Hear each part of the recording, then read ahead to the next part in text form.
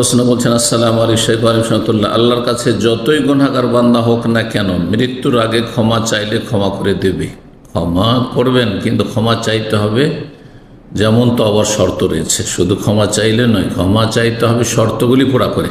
তওবার শর্ত, গুনাহ বন্ধ করা, গুনার উপর অনুশোচনা, অনুতপ্ত, লজ্জিত হওয়া, খুব খারাপ কাজ করেছি, খুব অন্যায় করেছি, লজ্জিত, আর আগামীর জন্য প্রতিজ্ঞা করা ভালো মানুষ হয়ে যাও, তারপরে আমল ভালো হয়ে গেছে, এই নয় যে ওই রকমই চরিত্রের হয়ে আছে, তাহলে আল্লাহ মাফ করবেন। তবে যারা সারা জীবন কষ্ট করে ইবাদত করলো আর যারা জুলুম করলো তারা সমান হয়ে গেল না? না, মোটেই সমান হলো না। কে বলে সমান হয়ে গেল? আল্লাহ রাব্বুল আলামিন তার বিশেষ রহমতে অপরাধী যদি তওবা করে আসে তো মাফ করে দেবেন। এটা আপনার আমার থেকে দিচ্ছেন, আল্লাহ নিজের রহমত থেকে দিচ্ছেন, এক নম্বর কথা। দুই নম্বর কথা হচ্ছে যে সেই ব্যক্তি তওবা করলে, এই না যে বিনা তওবা চলে গেল, তওবা করলো, তওবাটা ইবাদত নয়, গুরুত্বপূর্ণ ইবাদত। সেই ব্যক্তির কিছু আমলে ঘাটতি হয়েছে, কিন্তু সেই তওবা করেছে, তো মাইনাস হয়েছে, প্লাস হয়ে গেছে, তারপর আপত্তি কোথায়? আর অত্যাচারিত ব্যক্তি বিচার কিভাবে পাবে? সে যদি অমুসলিম হয়, তো বিচার পাবে, দুনিয়াতে পাবে। দুনিয়াতে যেহেতু নির্যাতিত হয়েছে, সুতরাং তাকে আল্লাহ হয়তো দুনিয়াতেই দিয়ে দেবে, যেহেতু আখেরাতে সে পায় না। জান্নাত হারাম করা হয়েছে কাফেরদের ওপর, দুনিয়াতে দেবে, সুস্থতা দিয়ে দেবেন, হায়াত বৃদ্ধি করে দেবেন, ধন সম্পদ বেশি দিয়ে দেবেন, মান সম্মান দিয়ে দেবেন, ইত্যাদি ইত্যাদি, নেতৃত্ব দিয়ে দেবেন, দুনিয়া দিয়ে বিদায় করে দেবেন।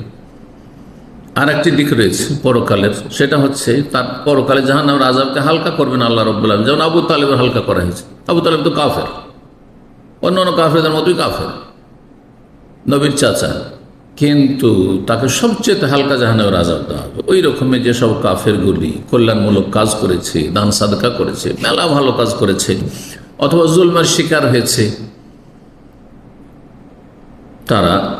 তাদের আযাব হালকা হবে। তো কাফেরদের সবার আযাব সমান হবে তাই না, কুফরির অপরাধে যতটা আযাব হয় ততটা সমান হবে। আর তারপরে যার যত বেশি পাপ, কুফরের অতিরিক্ত, কাফের খুন করেছে, কাফের জিনা ব্যভিচার করেছে, কাফের মদ খেয়েছে, কাফের শুকর গোস্ত খেয়েছে, কাফের সুদখোর, কাফের বেঈমান, কাফের ঘুষখোর, তাহলে তার শাস্তি বাড়তে আছে, আযাব বাড়তে আছে। কুফরির অপরাধ ছিল, কিন্তু মানুষের কারো ক্ষতি করেননি। মানুষের কারো ক্ষতি করেনি, আল্লাহর হক নষ্ট করে, সবচেয়ে বড় হক তাওহীদ নষ্ট করেছে, কিন্তু মানুষের হক নষ্ট করে, মানুষের উপকার করেছে, কল্যাণমূলক কাজ করেছে, মানব জাতির জন্য, দেশের জন্য, সমাজের জন্য, আত্মীয় স্বজনের জন্য, অথবা যে কোনো মানুষের জন্য, যে কোনো সৃষ্টির জন্য, তাহলে তার আযাব হালকা হবে, আল্লাহ রাব্বুল আলামিন ওমা আনা বিযাল্লামিল লিল আবিদ, কোনো বান্দার আল্লাহ জুলম, অবিচার করবেন না। জি, যথাযথ আল্লাহ প্রতিদান দেবেন।